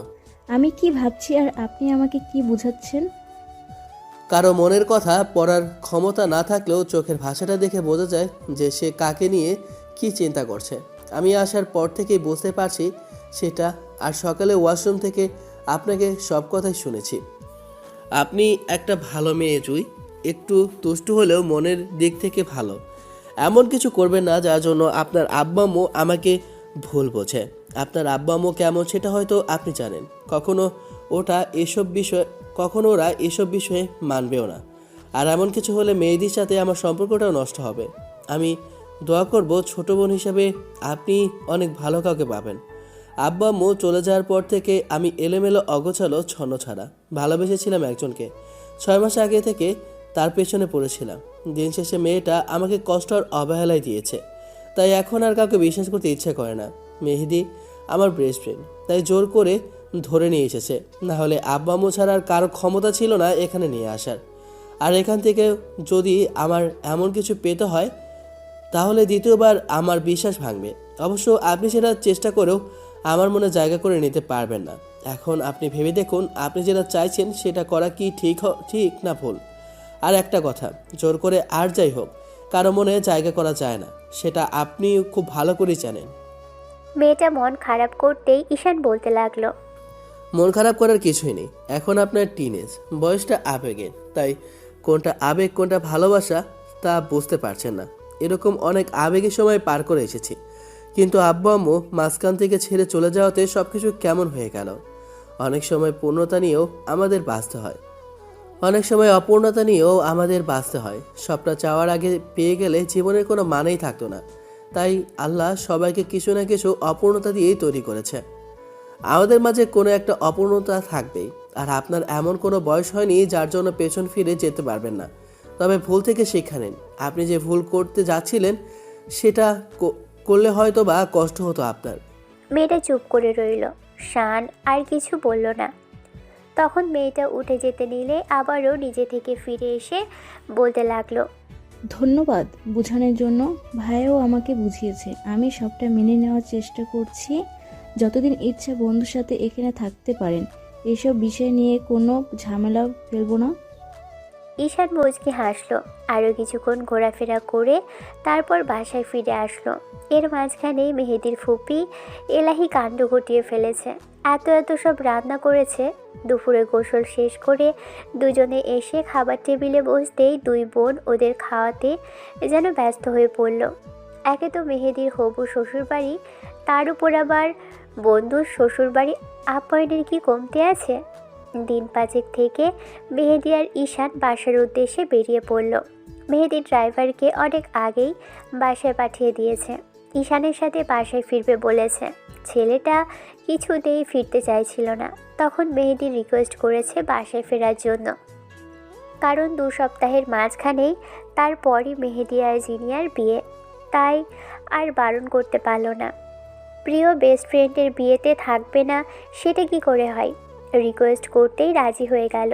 5ম দিনের মাথায় যখন মেহেদি আর ঈশান বাসা থেকে বের হবে তখন জুই কেমন মন খারাপ করে রইল। ঈশান বুঝতে পেরেও ওর কাছে গেল না। এখন একটু হয়তোবা মন খারাপ হবে, কিন্তু পরবর্তীতে ঠিক হয়ে যাবে। জিনিয়াও মেহেদির দিকে তাকিয়ে কেঁদে ফেলল। মেহেদি ওর ফুপিকে আড়াল করে তার মেয়েকে বুকে জড়িয়ে নিতেই মেয়েটা ওর বুকের মধ্যে দিয়ে কেঁদে ফেলল। দূর থেকে ওদের ভালোবাসা দেখে ভালো লাগছিল ঈশানের, কিন্তু বুকের ভিতরটা হাহাকার করে উঠল। ঈশান বাইকটা স্টার্ট করতেই মেহেদি বুঝতে পেরে মেয়েটাকে কপালে একটা চুমু খেয়ে এসে ফুপির থেকে বিদায় নিয়ে ঈশানের পিছন উঠে পড়ল। ঈশানের পিছন ফিরে তাকালো না, কারণ জুই মেয়েটা হয়তো কষ্ট পাবে। মাঝে মাঝে অন্যের ভালোর জন্য নিজেকে দূরে সরিয়ে নিতে হয়। ঈশান সেটা আজকে দ্বিতীয়বার বুঝতে পারল। অর্ধেক রাস্তা মেহেদি ড্রাইভ করেছে আর বাকি অর্ধেক রাস্তায় ঈশান। এমন করেই পরদিন সকালবেলা দুজনে পৌঁছে গেল। রাতে কোথাও একটা কিছুক্ষণ রেস্ট নিয়েছিল। শহরে আসতেই মেহেদি বাসায় চলে গেল আর ঈশান বাসায় আসলো। এসে পরদিন কাজের লোকটাকে কল করতেই কাজের লোক চলে আসলো। শহরে আসার পর সে আগের মতোই জীবনযাপন। ঈশান এখন আর কলেজে যাচ্ছে না, ট্রান্সফারের ব্যবস্থাও করে ফেলেছে মেহেদির সাথে গিয়ে। আর সেটা মেয়েটাকে আড়াল করেই গেল কলেজে। মেহেদি আর ওদের বাকি বন্ধুর সাথে ঈশানের দেখা হলো। ওরা হাজার কথা জিজ্ঞেস করলে ঈশান তেমন কিছু বলল না, সব জবাব মেহেদি দিল। তারপর আর কি, ট্রান্সফার নিয়ে ঈশান চলে আসলো পাশের কলেজটাতে। কয়েকদিন যাবৎ ক্লাস করলো, কিন্তু ক্লাসে মনোযোগ দিতে পারছিল না। এর মাঝখানে গত 1.5 মাসে আর সামিয়ার সাথে ঈশানের দেখা হয়নি। আর ঈশান চায় না সামিয়ার মুখোমুখি হতে। সামিয়া কলেজে আসার সময় কয়েকদিন খেয়াল করেছে ঈশান ওদের পাশের কলেজটাতে যায়, আর সেখানে গিয়েই হয়তো ভর্তি হয়েছে। সামিয়া বুঝতে পেরেছে ঈশান সেদিনের ওই অপমান থেকে আর ওর সামনে আসে না, আর ওকে ডিস্টার্বও করে না। ছেলেটা যেটা কথা বলেছিল সেটাই করেছে। বসে বসে ভাবছিল সামিয়া এসব কথাগুলোই। তখন নীলা আর রিয়া ওকে ভাবতে দেখে জিজ্ঞেস করলো বিষয়টা। সামিয়া কিছু বলল না। এই ঘটনার পর থেকে কয়েকটা ছেলে সামিয়ার পিছনেও ঘুরলে সামিয়া বিরক্তিতে ওদেরও বেশ বকাঝকা করেছে। তারপরই ছেলেগুলো বিদায় নিয়েছে। সামিয়া প্রতিবার ছেলেগুলোকে এমন করে দূরে সরিয়ে দেয়। কিন্তু ঈশান যবে থেকে ওকে আর ডিস্টার্ব করছে না, তবে থেকে সামিয়ার মনটা ভালো নেই। সব কিছু কেমন যেন এলোমেলো লাগছে। তাহলে মাঝখান থেকে কি এমন হলো যে সব শূন্য শূন্য মনে হচ্ছে? তাহলে কি অজান্তেই তাকে ভালোবাসলো, যাকে কখনো সহ্য করতেই পারেনি, যাকে ভালোবাসতেই চায়নি? কি অদ্ভুত জীবনের গোলক ধাঁধা। যাকে চাইবেন না, যার থেকে দূরে থাকতে চাইবেন, তার সাথেই বারবার দেখা হবে, তাকেই শেষে ভালোবাসবেন। কথাগুলো ভাবছিল সামিয়া। তখন নীলা ওকে বলতে লাগলো, কি এত ভাবিস আজকাল? আবার নতুন কোনো ছেলে তোর পেছনে পড়লো, নাকি প্রপোজ করেছে, পছন্দ হয়েছে, সেজন্য উত্তর দিবি কিনা সেটা ভাবছিস? বান্ধবী দুটো খোঁচা মেরে কথাটা বলল, যেন তাকে সামিয়া কিছুটা বিব্রত বোধ করলে উত্তরটা দেয় আর এই ভাবাভাবির কারণটা জানতে পারে। সামিয়া বিরক্তি নিয়ে কথাগুলো শুনলেও জবাব দিল না, কিন্তু পরবর্তীতে আবার জিজ্ঞেস করলো। তখনই মেয়েটা তেলে বেগুনে জ্বলে উঠে বলতে লাগলো, আজে বাজে কথা না বললে কি তোদের পেটের ভাত হজম হয় না? দেখছিস মেজাজটা খারাপ আছে, তারপরেও কিনা এরকম করে বলছিস? তোদের কি প্রেম ভালোবাসা ছাড়া আর কোনো কথা নেই নাকি? নীলা, ওকে এসব বলে লাভ নেই। যে নিজের থেকে মানতে চায় না, তাকে মানানোর মতো কোনোটাই নেই। খামোখা কাউকে জোর জবরদস্তি করার কোনো মানেই হয় না। তোরা যা, গিয়ে নিজের কাজ কর। একটা সপ্তাহ বাদেই মেহেদির বিয়ে তোড়জোড় শুরু হয়ে গেল। আর ঈশানও ব্যস্ত হয়ে পড়ল, কারণ মেহেদির আব্বু আম্মু ওকে বেশ স্নেহ করে। তাই ঈশানও বন্ধুর বিয়ের কাজ নিয়ে দাঁড়িয়ে থেকে কাজ করালো লোকজন দিয়ে। আজকাল সারাদিনই কাজকর্মের উপর ব্যস্ততার উপর দিয়ে কেটে যাচ্ছে। মাঝে মাঝে কলেজে গিয়ে সাড়া দিয়ে আসে। সামনেই পরীক্ষা, তাই ভেবেছে যে একটু ভালো করে পড়ালেখাটা করবে আর মেয়েদের পিছনে না দৌড়ে নিজের কেরিয়ারটাকে গুছিয়ে নেবে। মেয়েদের আব্বু আব্বু অনেক বুঝিয়েছে। বাসায় আসার পর বলেছে এরকম এলোমেলো ঘোরাফেরা না করতে। সপ্তাহ শেষে মেহেদির বিয়ের দিনটাও চলে আসলো। আর বিয়ে যেদিন ছিল ওদিন সকালে বন্ধুরা সবাই মেহেদির শ্বশুর বাড়িতে গেল। রাতে রওনা দিয়ে পরদিন পৌঁছলো। এত দূরের পথ, তাই আসতে যেতেই প্রায় একদিন সময় লাগবে। সেজন্য 2 দিন পরে করা হলো অনুষ্ঠানের দিন। ঈশান অদ্ভুতভাবে খেয়াল করলো সামিয়া মেহেদির বিয়ের অনুষ্ঠানে। সামিয়াকে দেখে ঈশানের রাগ উঠে গেল। তখনও মেহেদির সামনে গিয়ে দাঁড়াতেই খেয়াল করলো মেহেদি ওর বউয়ের সাথে হাসাহাসি করে কথা বলছে। এবার ঈশান রাগী চোখে ওর দিকে তাকাতেই মেহেদির বউ বলতে লাগলো, ভাইয়া কি হয়েছে? আপনি এমন রেগে আছেন কেন? না ভাবি, কিছু না। আপনার বরের খবর আছে, অনুষ্ঠানটা শেষ হোক, তারপর দেখেন ওর কি হাল করি আমি। কি হয়েছে রে ভাই, এরকম রাগ করে আছিস কেন? এবার মেহেদি উঠে আসতেই ঈশান ওর পেটে কয়েকটা ঘুষি বসালো। তখন মেহেদি ওকে জাপটে জড়িয়ে ধরে বলল, কি হয়েছে, রাগ করে আছিস কেন? কথাটা বলে শেষ করতে পারল না, তার আগেই মেহেদি খেয়াল করলো ওদের থেকে বেশ খানিকটা দূরে সামিয়া ওর আব্বুর সাথে দাঁড়িয়ে আছে। এমন কিছু দেখে এবার ঈশান বলতে লাগলো, সবই যখন জানতি যার জন্য এত কিছু হয়ে গেল, তাহলে তাকে এখানে ঢাকার কি দরকার ছিল? আর ওকে ডাকলি যখন, তখন আমাকে বারণ করতি, আমিই আসতাম না। তাকে সামনে দেখতে চাই না, তাকে কিনা তুই। আমি জানতাম না রে এমন কিছু। সামিয়াকে মনে হয় আব্বু ইনভাইট করেছে, কারণ কারণ ওর আব্বু এখানকার থানার ওসি, সেই জন্যই এসেছে। যাই হোক, তুই এক কাজ কর, তুই না হয় ওই দিকটা দেখ। ওই দিকে হয়তো সামিয়া যাবে না, তারপর ওরা চলে গেলে আমি তোকে কল করব। মেহেদির কথাতে ঈশান ওদের বাসার ছাদের দিকে চলে গেল। ছাদে কিছু ভিআইপি লোকদের খাওয়া দাওয়ার ব্যবস্থা করা হয়েছিল। ঈশান সেখানে গিয়ে তাদেরই তদারকি করছিল। এর মাঝখানেই মেহেদির কাছে এসে দাঁড়ালো জিনিয়ার বোন, অর্থাৎ মেহেদির শালিকা জুই। ঈশানকে এরকম করে চলে যেতে দেখে জিজ্ঞেস করলো, ভাইয়া কি হয়েছে বলো তো? তোমার বন্ধু এরকম করে চলে গেল কেন? আসার পর থেকে তো আমার সাথে কথাটাও বলতে চাইছে না। তুমি কি বারণ করেছো? সেও সেদিন বুঝিয়েছিল, আমি তো বুঝতে পেরেছি। এমন তো নয় যে আমি প্রেম করতে চাইছি তার সাথে, অন্তত ফ্রেন্ডশিপ তো করতেই পারে। হ্যাঁ, এটা ঠিক যে তোমার বন্ধুর সাথে আমার বয়সের ডিফারেন্স অনেক বেশি। যদি কপালে থেকে যায় তাহলে তো আর কোনো কথাই নেই, সে ঘুরে ফিরে আমাকে বিয়ে করতে হবে ওকে। আসলে ওই মেয়েটা আসছে তো, সেই জন্য চলে গেল। ঈশানকে আমি বললাম ছাদে গিয়ে থাকতে।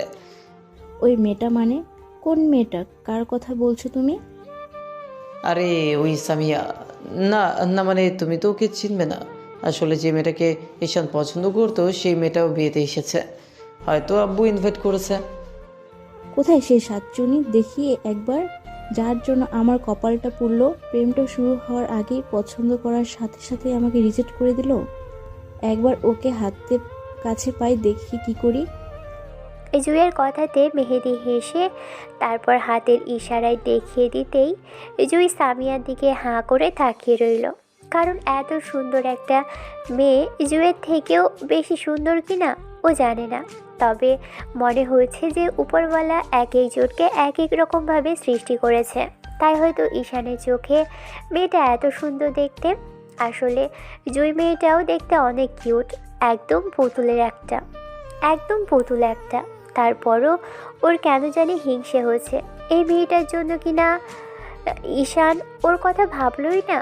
কথাগুলো ভেবেই এবার জুই সামিয়ার দিকে যেতে গেলে তখন মেহেদি ওর হাত ধরে আটকে দিল আর বলতে লাগলো, এই কোথায় যাচ্ছিস তুই?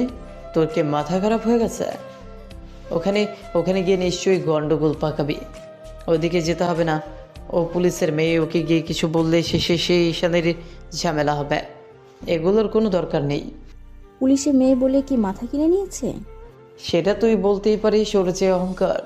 থাক না, এইসব ঝামেলা করার কি দরকার? ওরা এসেছে, কিছুক্ষণ বাদে হয়তো চলেও যাবে। এবার মেহেদিকে বিয়ের স্টেজে সামিয়া দেখলো, তখন ওর কাছে সব ক্লিয়ার হয়ে গেল। অবশ্য ঈশান দেখেনি যখন আসলো। তারপর ঈশানের বন্ধুকে দেখেও বুঝতে পারলো ঈশানের বন্ধুর বিয়ে, তাই ওকে আশেপাশে খুঁজছিল কিন্তু কোথাও পায়নি। সামিয়া চলে গেলে এবার মেহেদির কাছে ঈশান আসতেই ও একটা হাফ ছাড়লো। তখন মেহেদি বলতে লাগলো, ঘটনা কি বন্ধু, এমন করে দীর্ঘ নিঃশ্বাস ফেলছো মনে হচ্ছে যেন একদম হাফ ছেড়ে বাঁচলে। তো ছাড়বে না? এখানে ওর আব্বু আমাকে দেখলে আবার ভাবতো যে ওনার মেয়ের পেছনে এসেছে। এটা আমার বন্ধুর বিয়ে, সেটা বোঝার চেষ্টাই করতো না, উল্টাপাল্টা ঝামেলার মধ্যে ছড়াতাম। আর এখানে তোর বিয়ের মধ্যে আমি চাই না কোনো ঝামেলা হোক। গুড, কিন্তু আমাদের সাথে তোকে যেতে হবে, না বললে কিন্তু শুনছি না। আবারও যাওয়া লাগবে ওই দূরে। আমার জার্নি করতে করতে পেটের ব্যথা একদম মাথায় উঠে গেছে। তাহলে এখানে পড়ে থেকে কি করবি? আমি তো ওখানে 1 সপ্তাহ মতো থাকবো, আর এখানে একা একা থাকলে আবার কোথা থেকে কোথায় যাবি তার ঠিক নেই। আর শুভ আর আলামিনের কথা না হয় নাই বললাম, এখন গিয়ে রেডি হয়ে নে। শ্বশুর শাশুড়িও বলছে আজকেই যেতে হবে। কেন ভাইয়া, আমাদের বাসায় থাকতে সমস্যা? আমার বোনটা খুব বেশি জ্বালায় আপনাকে? মুচকি হেসে জিনিয়া কথাটা বলতেই এবার ঈশান মাথা চুলকে বলল, না মানে আসলে ভাবি, আমার বইয়ে গেছে ওরকম একটা খবিশকে জ্বালাতে।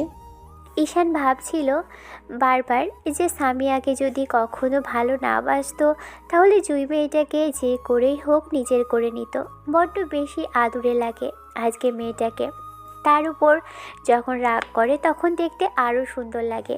একদম পুতুলের মতো লাগছে মেয়েটাকে এখন। ইচ্ছে করছে গাল দুটো টেনে দিতে, হাসলে গালে টোল পড়ে। একদম লিওনার্দো দ্য ভিঞ্চির সে মোনালিসা যেন। জুই মুখ ভেঙচি কেটে ঈশানের দিক থেকে মুখ ফিরিয়ে নিতে তখন বলতে আরম্ভ করলো, এই শাকচুন্নিটা আবার কোথা থেকে এলো রে তোদের বাসায়? একদম কিন্তু ভালো হচ্ছে না। আমি আপনার সাথে ঝগড়া করতে চাইছি না, আপনি যেচেই। আমার বইয়ে গেছে একটা ঝগড়টের সাথে নিজে থেকে ঝগড়া করতে। এভাবেই দুজনের মাঝে ঝামেলা হচ্ছিল। এবার মেহেদি এসে বন্ধ করে দিল ঝামেলাটা। যাবার সময় যখন ঈশানকে না নিয়ে মেহেদি যাবে না তখন জোর করে ওর আব্বু আম্মু ঈশানকে পাঠালো। জিনিয়াদের বাড়িতে 7টা দিন থাকলো। এই 7 দিন আদর আপ্যায়নের কোনো কমতি হয়নি। এর মাঝে জুয়ের সাথে ঈশানের একটা ফ্রেন্ডশিপ মতো হয়েছে। মেয়েটা কথা দিয়েছে ওকে নিয়ে এসব আজে বাজে কিছু ভাববে না। 8ম দিনের মাথায় বাসায় ফিরে আসলো ঈশান। তারপর যখন 10 দিনের মাথায় কলেজের দিকে যাচ্ছিল মাঝ রাস্তাতেই কিছু মানুষের শোরগোল দেখে ঈশান সেখানে থামলো। তারপর ভিড়ের ভিতর যেটা খেয়াল করলো সেটার জন্য মোটেও প্রস্তুত ছিল না। কারণ সামিয়াকে দেখছে রাস্তার মাঝখানে পড়ে আছে। হয়তো কিছুক্ষণ আগেই অ্যাক্সিডেন্ট হয়েছে। আশেপাশের লোকজন সব দেখছে, কেউ কেউ ভিডিও করছে। ঈশানের ভিতরে আসলো আর সামিয়ার কাছে এসে ওর মাথাটা কোলের মধ্যে নিয়ে ডাকতে লাগলো, কিন্তু মেয়েটা কোনো রেসপন্স নেই। তখন ঈশান সবার উদ্দেশ্যে একটু রাগী কণ্ঠে বলল, লজ্জা করে না? একটা মেয়ে অ্যাক্সিডেন্ট করেছে, তাকে বাঁচানো তো দূরে থাক, এরকম করে ভিডিও করছেন। আপনারা কি মানুষ নাকি অন্য কিছু? ঈশান রাগারাগি করে আরও কয়েকটা কথা বলতেই এবার একজন রিকশাওয়ালা এগিয়ে আসলো। তারপর রিকশাটা এগিয়ে আনতেই ঈশান মেয়েটাকে কোলে করে নিয়ে উঠিয়ে বসালো। তারপর ওর পাশে বসে ওকে এক হাতে জড়িয়ে ধরে রাখলো। সামিয়ার মাথা ফেটে রক্ত পড়ার কারণে সেন্সলেস হয়ে গেছে। আধা ঘন্টার মতো পরে একটা হসপিটালে নিয়ে আসলো। কি করবে, কি করা উচিত এই মুহূর্তে ঈশানের মাথা কাজ করছে না। আর উপায় না পেয়ে ওর বন্ধুদের কল করলো। ওরা সবটা জানার পর দৌড়ে তো আসলো, কিন্তু ঝামেলা হলো রক্ত নিয়ে। এবার কি করে রক্ত দিবে সেটাই বুঝে উঠতে পারছে না। ডক্টর বলেছে রক্ত না দিতে পারলে ঝামেলা হবে। তাই ঈশান উপায় না পেয়ে ওর রক্তের গ্রুপের সাথে ম্যাচ করে বলে রক্ত দিল। তারপর বেরিয়ে আসতেই দেখলো ডক্টরের সাথে সামিয়ার আব্বু কথা বলছিল। ঈশানকে আসতে দেখেই উনি অবাক চোখে তাকিয়ে রইলেন। তারপর যখন ঈশান ডক্টরের কাছে আসলো তখন সামিয়ার আব্বু ওর শার্টের কলার ধরে বেশ রাগী কণ্ঠে বলতে লাগলো, তুই করেছিস না আমার এই মেয়ের এই অবস্থা? তোর জন্য আজকে আমার মেয়েটা এরকম করে হসপিটালে বেডে শুয়ে আছে। কি করেছিলি কি তুই? প্রতিশোধ নেওয়ার জন্য এরকম একটা কাজ করলি আজকে? এবার ডক্টর অবাক চোখে কিছুক্ষণ সামিয়ার আব্বুর দিকে তাকিয়ে রইল। তখন মেহেদি এসে জোর করে ওদের দুজনকে ছাড়িয়ে দিল। ঈশান কোনো কথা বলল না। তখন মেহেদির বলতে লাগলো, পুলিশ হয়েছেন বলে কি মাথা কিনে নিয়েছেন সবার? লজ্জা করে না এরকম একটা পরিস্থিতি থেকে যে আপনার মেয়েকে উদ্ধার করে আনলো, এখানে এনে রক্ত দিয়ে পর্যন্ত বাঁচালো, তাকে এইসব বলতে? আপনার মেয়ে রাস্তায় পড়েছিল আর কেউ রাস্তা থেকে তুলে এনে হসপিটালে আনার মতো সাহসটা করতে পারেনি। সেখানে ঈশান আনার পর আবার আপনি কি না ওকে এরকম করে দোষারোপ করছেন? আপনার মেয়ে রাস্তায় পড়ে মরে যেত, সেটাই ভালো হতো। কি বলছিস কি তুই? চুপ, একদম চুপ, বেহালোক কোথাকার। পুলিশের ড্রেসটা গায়ে জড়িয়ে নিয়ে যা খুশি তাই করছে আর তোর উপর একের পর এক টর্চার করে যাচ্ছে। আবার আজকে এরকম একটা কথা বলছি দেখি তোর খুব লাগছে না? ভালোবাসিস তো সেটা ভালোবাসার জায়গায়। একটাবার ওনার মেয়ে বুঝতে পেরেছে তোর ভালোবাসা, নাকি উনি বুঝতে পেরেছে যে তুই বখারি কিনা? সেই প্রথম দিন থেকেই তোকে অপমান করছে। আর তুই কি মানুষ নোস নাকি? তোর মধ্যে লজ্জা শরম বলতে কিচ্ছু নেই? আজকে মেয়েটাকে রাস্তা থেকে তুলে এনে বাঁচালি, আর সেখানে কিনা উনি এইসব কথা বলছে? আপনার মেয়ের মরে যাওয়া উচিত ছিল, তাহলে বুঝতে পারতেন যে কেউ সাহায্য না করলে কীরকম হয়। যারা সাহায্য করে তাদের তো কখনো চিনতে পারবেন না, উল্টো মানুষ এগিয়ে আসলে সেটাতে ভুল বুঝবেন। খামোখা এসব কেন বলছি? এই মুহূর্তে এগুলো বলার সময় নয় মেহেদি। মেয়েটা মরে যাচ্ছিল, অনকাকে রাস্তায় এমনভাবে পড়ে থাকতে দেখলে কি আমি বাঁচাতাম না? অবশ্যই বাঁচাতাম। ওর জায়গায় অন্য কেউ হলে জুই হতো, তাহলে কি আমি বাঁচাতাম না? শোন, জুয়ের বাবা এতটাও কঠোর নয়। উনি যখন শুনতে পেরেছে ওনার মেয়ে আমাকে পছন্দ করে, তখন জানতে চেয়েছিল মেয়ে আমার সাথে সুখে থাকবে কিনা। আমি কোনো কাজ করি না, তারপরেও জানতে চেয়েছিল। আর উনি কি করেছে? মেয়ে বলেছে তাই তোকে তুলে নিয়ে গিয়ে ইচ্ছে মতো পিটিয়েছে। ওনার তো লজ্জা থাকা উচিত। যে ছেলে ওনার মেয়েকে বাঁচালো তাকে ধন্যবাদ না দিয়ে উল্টো তার গায়ে হাত তুলছিল। এর মাঝে ঈশানের আরও বন্ধুগুলো আসলো।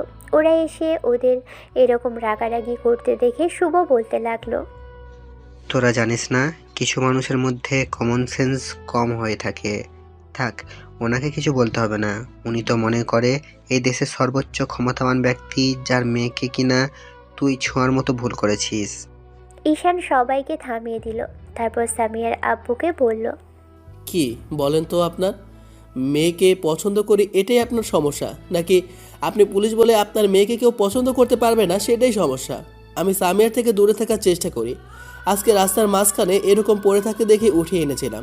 আজকের উপকারের ফলটা আপনি এরকম করে দেবেন? এরপর থেকে কারোর সাথে এরকম মিসবিহেভ করলে সেটা ভেবেচিন্তে করবেন। আর একটা কথা, আপনার মেয়েকে আমি হসপিটালে নিয়ে এসেছিলাম, সেটা ওনাকে বলবেন না। তাহলে আপনার মেয়ে আমার সাথে দেখা করার জন্য, কথা বলার জন্য চেষ্টা করবে। কারণ কেন জানেন তো? জীবন বাঁচানোর জন্য অনেকেই কৃতজ্ঞতা প্রকাশ করে। আপনার এই অহংকারে মেয়েটাও তাই করবে। বাসায় আটকে রাখবেন, কারণ আমার মতো কঠোর সবাই আপনার সাথে হতে পারবে না। তাহলে অন্য কেউ সেটা মানবে না। সামিয়ার আব্বুকে ওরা সবাই মিলে এক গাদা কথা শুনিয়ে দিল। লোকটার কোনো কিছুর বলার ভাষা পেল না। ঈশান বন্ধুদের নিয়ে বেরিয়ে আসলো। মেহেদি ওকে বাসায় নিয়ে গেল, তারপর রেস্ট করতে বলল। এমন করেই একটা সপ্তাহ কেটে গেছে। এর মাঝখানেই সামিয়া ওর আব্বুর কাছ থেকে জানতে না পারলেও নীলা রিয়ার কাছ থেকে জানতে পেরেছে যে ঈশান নাকি সেদিন ওকে বাঁচিয়েছিল। সব শোনার পর সামিয়া অবাক হলো যে এত কিছু আর এত অপমান অপদস্থ করার পরেও ছেলেটা ওকে সেদিন রাস্তা থেকে উঠিয়ে নিয়ে গিয়ে বাঁচিয়েছে। সামিয়ার জায়গায় অন্য কেউ থাকলেও এরকম হবার কথা ছিল। একটা ছেলেও ভালোবাসে, একটা ছেলেকে ও ভালোবাসে, আর সামিয়া তাকে ইগনোর করেছে। এতগুলো দিন পর তার সাথে দেখা, ছেলেটা ওকে হসপিটালে ভর্তি করে দিয়েছে। ওর আব্বু আম্মুকে ডেকে সেখান থেকে চলে গেছে। কথাগুলো ভাবতেই অবাক লাগছে। ওর জায়গায় যদি সামিয়া থাকতো তাহলে হয়তো ঈশানকে হসপিটালে আনার মতো সাহায্যটা ও করতো না। কথাগুলো ভেবেই নিজেরই খারাপ লাগছে। আসলে মানুষ ছোট বলে তার সাথে খারাপ বিহেভ করতে নেই, কিংবা কাউকে ছোট করে দেখতে নেই। সামিয়া হয়তো এখন সেটাই বুঝতে পারছে। তো সপ্তাহ দুয়েকের মাঝে সামিয়া সুস্থ হয়ে গেলে কলেজে আসা শুরু করলো। ওর মনেই নেই যে ঈশান এই কলেজটা ছেড়ে দিয়েছে।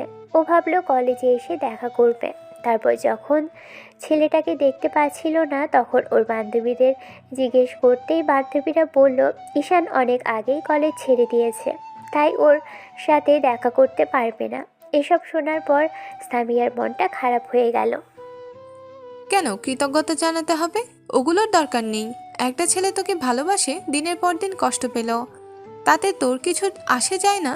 যাই হোক, এগুলো বাদ দে। আর ঈশান এখন আর এ কলেজে আসে না। সামিয়া কয়েকদিন যাবৎ ভাবলো যে ঈশানকে অন্তত একটা ধন্যবাদ দেওয়া উচিত ছিল, কিন্তু ভাবতে ভাবতে যে ওর ভাবনাটা ওকে আরও বেশি দুর্বল করে দিবে সামিয়া সেটা জানতো না। 15টা দিন যাবৎ যখন ঈশানের কথা ভাবলো, আগে সেই সূক্ষ্ম অনুভূতি আর ওর প্রতি একটা ভালো লাগা আর শ্রদ্ধার জায়গা থেকে ঈশানের প্রতি ভালোবাসার রূপ দিল সেই অনুভূতিগুলো। ঈশানকে সামিয়া ভালোবেসে ফেলেছে, আর এতটাই বেশি ভালোবেসে ফেলেছে যে এখন ওর জন্য পুরো ছটফট করতে আরম্ভ করেছে। মেয়েটা কোথাও গিয়ে শান্তি পাচ্ছে না, কিছু করেও শান্তি পাচ্ছে না, আর না কাউকে কিছু বলতে পারছে। সামিয়া সিদ্ধান্ত নিল ঈশানের সাথে ওই কলেজে গিয়ে দেখা করবে। ঈশানের কলেজের সামনে সামিয়া কয়েকটা দিন গেল, কিন্তু দেখা করতে পারল না। শেষে 5ম দিনের মাথায় যখন ঈশানের সাথে দেখা হলো, সেদিন ঈশান কলেজ থেকে বের হয়েছিল। তখন সামিয়া এসে হুটহাটি ওর সামনে উদয় হলো। ঈশান ভূত দেখার মতো চমকে গিয়েছিল। মেয়েটাকে দেখে পাশ কাটিয়ে চলে যেতে নিলে তখন সামিয়া ওর হাত ধরে ফেলে।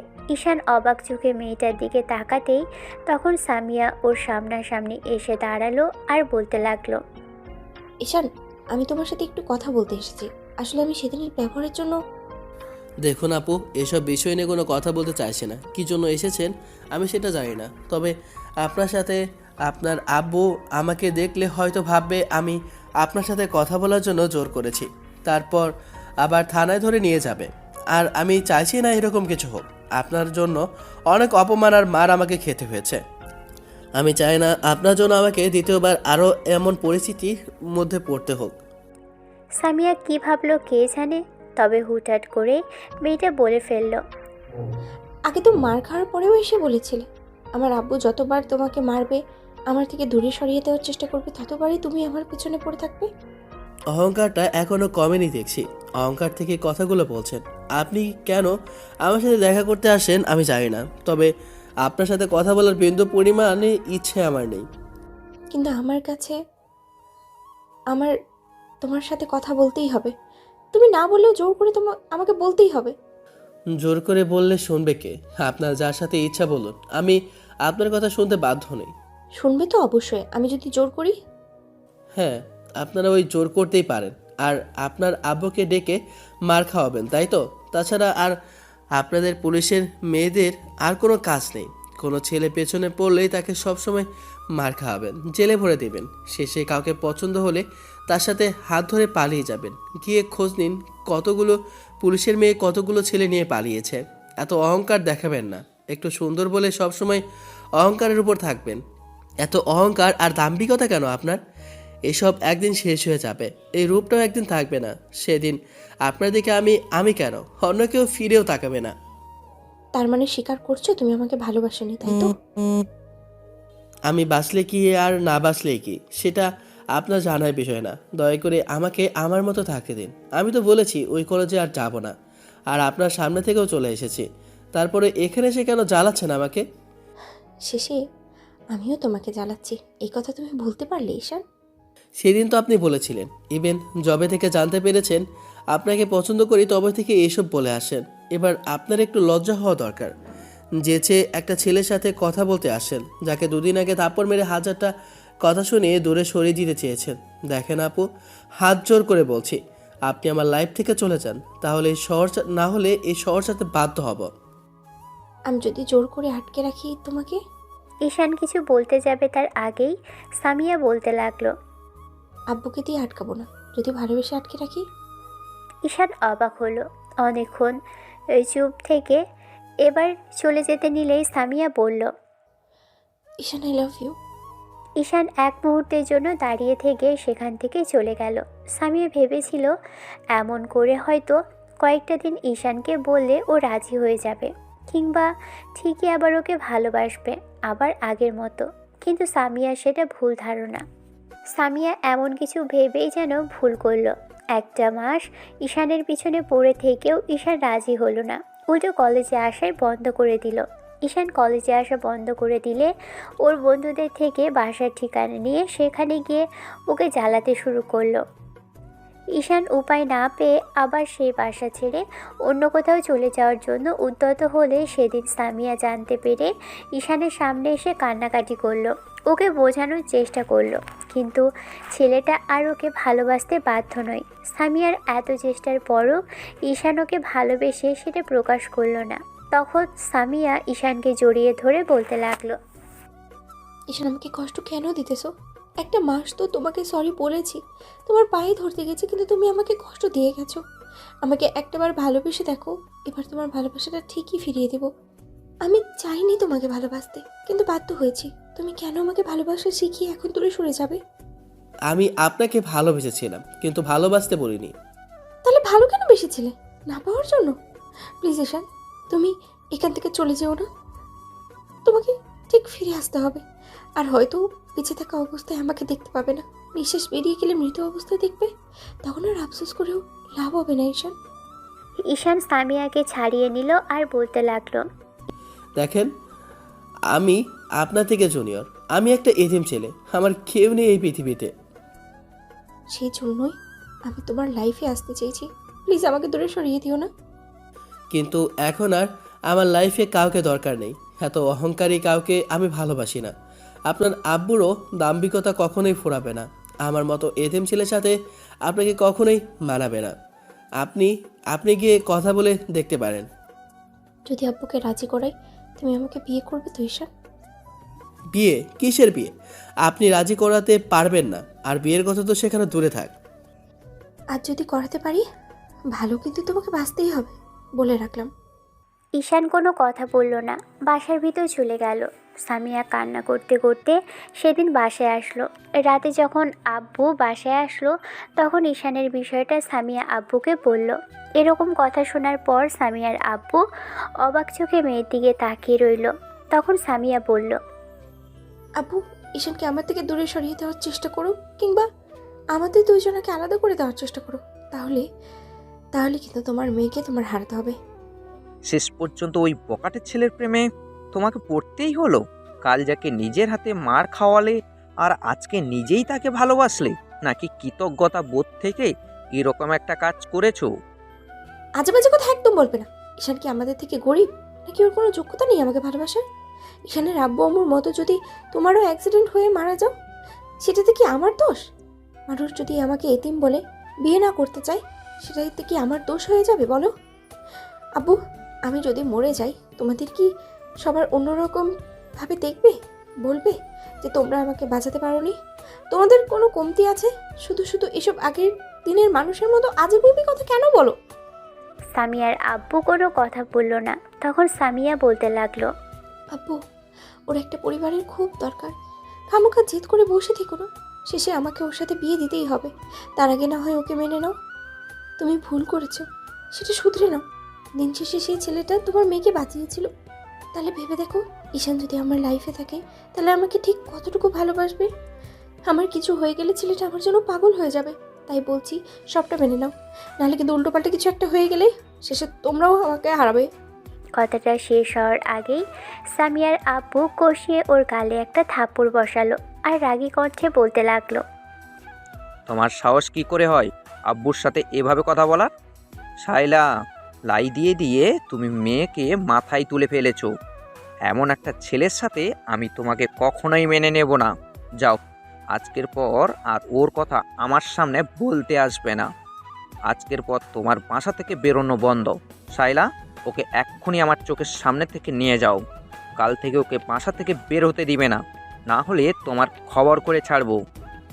সামিয়া কান্না করতে করতে রুমের দিকে চলে গেল। সামিয়ার আব্বুও রেগে বাসা থেকে বেরিয়ে পড়ল। কিছুক্ষণ এরকম করেই কেটে গেল।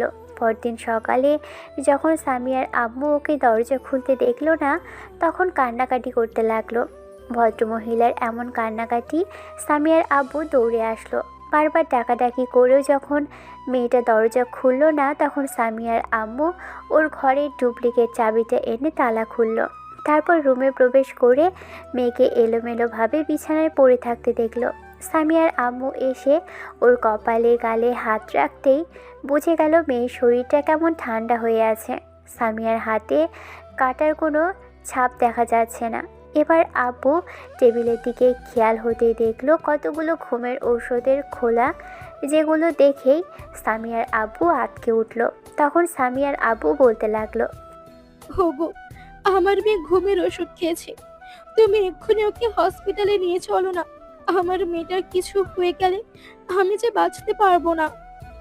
সামিয়ার আব্বুর মস্তিষ্কটা যেন দপ করে জ্বলে উঠল। মুহূর্তের মধ্যেই ভদ্রলোকের মনে হলো যে মেয়ে হয়তো কিছু একটা করে ফেলেছে। সামিয়ার আব্বু মেয়েকে পাজাকোলা করে তুলে নিয়ে তারপর গাড়িতে বসিয়ে দিয়ে হসপিটালে চলে গেল। ঈশান কলেজের দিকেই যাচ্ছিল। এর মাঝখানেই ওর ফোনে একটা কল আসলো। মেহেদির নাম্বার থেকে কল আসতেই ঈশান এমন কিছু শুনল যেগুলোর জন্য প্রস্তুত ছিল না। ঈশান বাইকটা নিয়ে হসপিটালের দিকে চলে গেল। আধা ঘন্টার মধ্যেই হসপিটালে পৌঁছে দেখলো সামিয়ার আব্বু আম্মু আর সামিয়ার বান্ধবীরা, ওর বন্ধুরা সবাই দাঁড়িয়ে আছে। ঈশান এগিয়ে আসতেই ডক্টরও বেরিয়ে আসলো। ঈশান কিছুটা দূরে দাঁড়িয়ে রইল। এবার সামিয়ার আব্বু বলতে লাগলো, ডক্টর, আমার মেয়ের কি অবস্থা? ও ঠিক আছে তো এখন? আল্লাহর রহমতে আপনার মেয়ে এই যাত্রায় বেঁচে গেছে, না হলে কোনোভাবেই বাঁচানো সম্ভব ছিল না।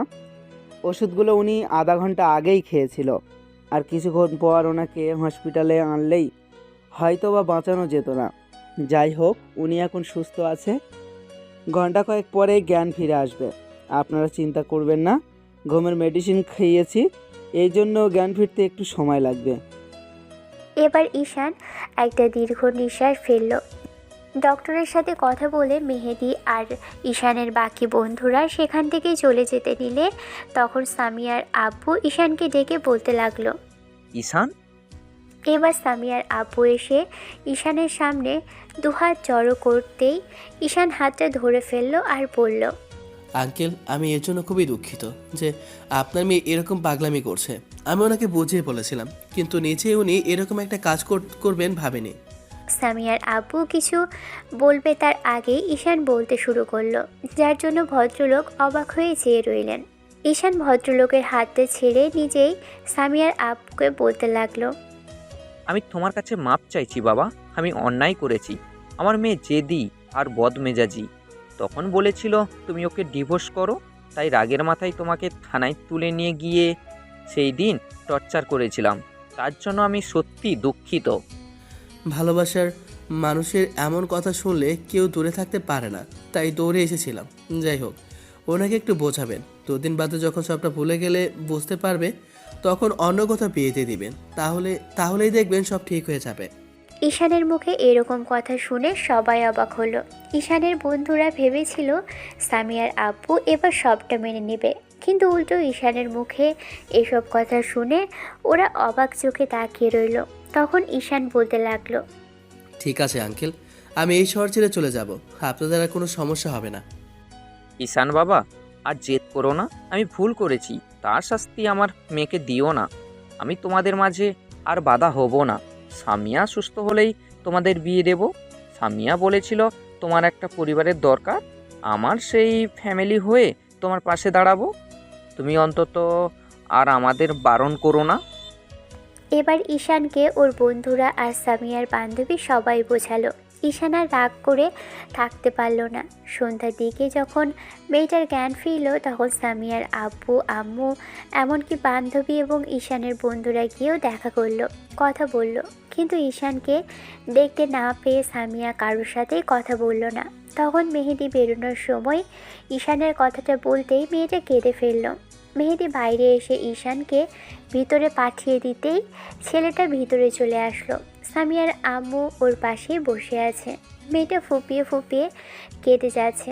ঈশান এসে সামিয়ার সামনে দাঁড়াতেই মেয়েটা উঠে বসার চেষ্টা করলে ঈশান ওকে হেল্প করলো উঠে বসতে। আর আধশোয়া করে বসিয়ে দিতে গেলে মেয়েটা শুলো না, উঠে বসলো। সামিয়ার আম্মু একটু দাঁড়িয়ে থেকে চলে যেতেই তখন ঈশান বলতে লাগলো, আমার রাগ মেটানোর জন্য এরকম একটা কাজ করেছিলে, তাই না? তুমি আমাকে বারণ কেন করে দিলে?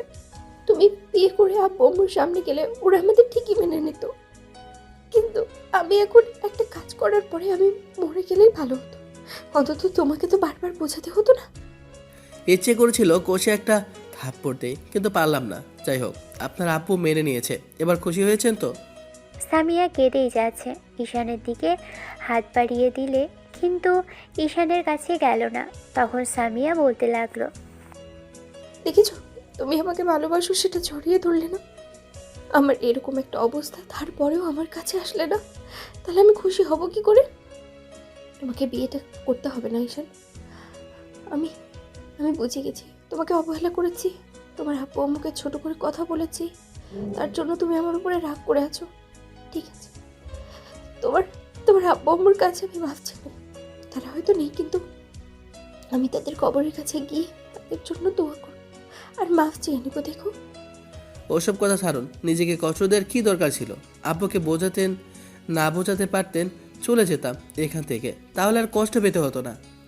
ঈশানের এরকম কথাতে সামিয়া ফুপিয়ে কেঁদে উঠল আর বারবার হেঁচকি তুলতে লাগলো। তারপর চোখ মুখ মুছে নিয়ে বলতে লাগলো, এখনো রাগ করে থাকবে আমার উপরে? তারপরও কি কখনো তোমার মনে হচ্ছে না যে আমি তোমাকে একটু ভালোবাসি? আমি তোমার সাথে অভিনয় করছি না, অন্যায় করেছি, তার জন্য শাস্তি দাও, কিন্তু পাওয়ার পরেও কি এখনো তোমার আমাকে আরো কষ্ট দিতে ইচ্ছে করছে? না না, আপনাকে শাস্তি দেবো কি? এমনিতেই শাস্তি পেয়েছেন। আর আব্বু আম্মু এমনকি আমাকেও এত বড় একটা টেনশনে ফেলে দিয়েছিলেন। আমি আবার তোমাদের কেন টেনশনের মুখে ফেলবো? আর আমি মরে গেলে তোমাদের কি হতো? কিছুই হতো না, তোমরাই বেঁচে যেতে, ভালো থাকতে পারতে। ঈশান এবার বেডে উঠে বসে মেয়েটাকে একটা থাপ্পড় বসিয়ে দিল। মেয়েটার ফর্সা সাদা ধপধপে গালে 5 আঙুলের ছাপ বসে গেল। ওর সামনে বসতেই সামিয়া ওর বুকে কিল ঘুষি মারতে লাগলো। সামিয়ারা ওকে একটা সময় মারতে মারতে থেমে গেল। তখনই ঈশান ওর চোখের পানি মুছিয়ে দিতেই সামিয়া জাপটে ওর বুকের মধ্যে নিজেকে গুটিয়ে নিল। ঈশান 2 হাতে মেয়েটাকে জড়িয়ে ধরল, মাথায় 1000টা চুমু দিল। তারপর বুকের সাথে শক্ত করে চেপে ধরতেই মেয়েটা কেমন যেন ঘন ঘন নিঃশ্বাস নিতে লাগলো। ঈশান ওর মাথায় থুতনিটা ঠেকিয়ে বলতে লাগলো, 1 মাস বারণ করেছি, তাতে এই অবস্থা। তারপর যদি 6 মাস কিংবা 1 বছর আপনাকে ইগনোর করতাম, তাহলে কতবার যে সুইসাইড করতেন তার ঠিক ছিল না। আমার ইচ্ছে আমি করব, তুমি আমাকে ইগনোর কেন করবে? তুমি না আমাকে ভালোবাসতে, তাহলে ইগনোর করার কথা বারবার কেন বলছো? জানি না। কি করে আগের মতো তো আর ভালোবাসো না? কি করে জানবে? এখন অনেক বেশি অহংকার হয়ে গেছে তো তোমার। তুমি আমাকে অহংকারী বলো, এখন তো তোমাকে অহংকারী বলতে হয়। অহংকারী কিনা জানি না, তবে এখন খুব হিংসে হচ্ছে যে আমার এই ভালোবাসাটা যদি আপনি আগে বুঝতে পারতেন, তাহলে আমাকেও এত কষ্ট পেতে হতো না, এত মার খেতে হতো না, আর আপনি আজকে সুইসাইডও করতে যেতেন না। সেটা করতে না গেলে আব্বুকে বোঝাতে পারতাম না, আর তোমাকেও বোঝাতে পারতাম না। তার থেকে না হয় একটু অভিনয় করে ভালোই হয়েছে। মরতে মরতে বেঁচেছে, আবার বলছে অভিনয় করছেন। ঢং দেখলে আর বাঁচি না। ঢং করবো না তো কি করব? তোমার যে জামাইয়ের সাথে আমি যাই সেটাই করব, তাতে তোমার কি? বউ যখন দাবি করেই ফেলেছেন, তাহলে জামাইয়ের তো একটা দায়িত্ব আছে, তাই না? জামাইয়ের দায়িত্ব মানে কি বলতে চাইছো তুমি? ওই তো জামাই বউয়ের সাথে যা হয় সেটাই আর কি। একদম না, হসপিটালে আছি, তার উপরে আমি অসুস্থ। এখন কিন্তু এগুলো করার একদম ধান্দা করবে না। তার উপরে বিয়ে হয়নি আমাদের, উল্টোপাল্টা কিছু করলে একদম খুন করবো, শয়তান ছিল। আপনাদের এই 2 বাপ মেয়ের পুলিশ আর গুন্ডামি স্বভাব যাবে না, তাই তো? আমাকে না মারা পর্যন্ত 2 বাপ মেয়ে দেখছি শান্তি হবে না। আমার বরকে আমি মারবো, বকবো, ভালোবাসবো, আদর করবো, চুমো খাবো, তাতে তোমার কি? যখন ইচ্ছে যা করব, তুমি বলার কি? তুমি একদম চুপ থাকবে। একবার শুধু বিয়েটা হতে দাও। তোমাকে যদি মজা না দেখিয়েছি না আমাকে কষ্ট দেওয়ার জন্য, ভয় দেখিয়ে লাভ নেই ম্যাডাম, আপনাকেই কান্নাকাটি করতে হবে। বাসা থেকে চলে গেলে তারপর দেখবেন নিজেই কান্নাকাটি করে আমাকে কাছে পেতে চাইবেন। ঈশানের চলে যাওয়ার কথাটা শুনতেই সামিয়া ওকে আরও শক্ত করে চেপে ধরল। কেমন যেন একটা ভয় কাজ করলো। ঈশান ওকে ছাড়িয়ে নিল। তারপর ওর মুখের দুপাশে হাত রেখে সারা মুখে কিস করতে লাগলো। কিছুক্ষণ যাবৎ আদর দিয়ে তারপর আবারও বুকের সাথে যখনই জড়িয়ে ধরতে যাবে, তখনই সামিয়া হুটহাট করে ওর ঠোঁট জোড়া দখল করে নিল। ঈশান প্রথমে অবাক হলেও সামিয়া যখন নিজে থেকেই ওর কোলের উপর উঠে বসলো, তখন ঈশান নিজেও ওর কোমর জড়িয়ে ধরে 1 হাত মুখের পাশে রেখে মেয়েটার এরকম আদরের স্পর্শে সাড়া দিতে লাগলো। ভালো থাকুক ভালোবাসা। দেখা হচ্ছে অন্য কোনো দিন, অন্য কোনো গল্পে। ততদিন পর্যন্ত আপনারা সুস্থ থাকবেন, ভালো থাকবেন, আমাদের সাথেই থাকবেন। ধন্যবাদ। আল্লাহ হাফেজ।